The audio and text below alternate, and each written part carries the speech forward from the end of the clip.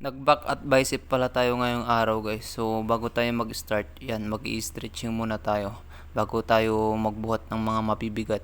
So 5 workout yung gagawin natin ngayong araw sa back workout natin guys. Pagkatapos natin mag-stretching, ito naman na yung unang workout natin guys, arms 3 pull down. So ang ginamit natin dyan yung lubid kasi yung wood natin na ginagamit dyan naputol na. At pwede naman tong gamitin pang arm straight pull down at gamitin pang back workout.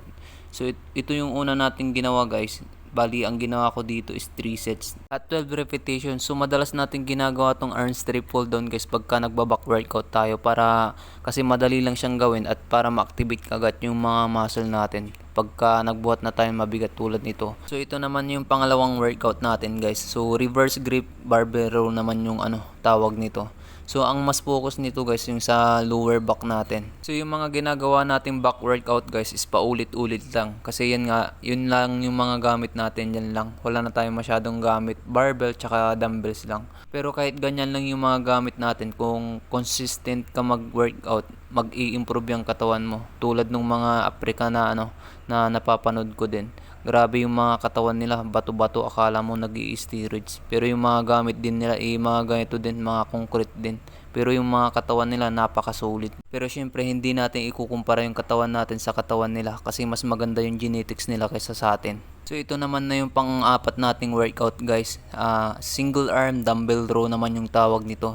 So ang ginawa ko naman na dito guys is 12 repetition side by side, tapos 3 sets yung ginawa natin. Pag gusto nyo palang bumuhat ng mabigat dito sa ganitong workout, kailangan yung posisyon ng paa nyo, parang ganyan sa posisyon ko. Sa tagal ko na din palang ginagawa tong workout na to, mas okay sa akin pag ganyan yung posisyon ng paa natin. Kasi nagagawa natin ng tama yung workout natin.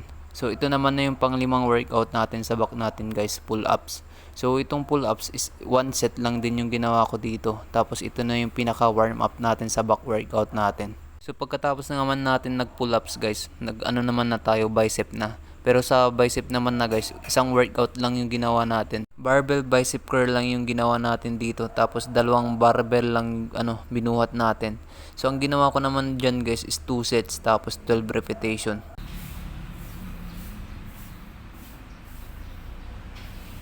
Pagkatapos naman natin nagawa yung 2 sets tsaka 12 repetitions sa unang barbell natin guys, ito naman na yung sinunod natin, yung medyo mabigat nating barbell guys. Tapos 2 sets din yung ginawa ko dito, tapos 8 repetition.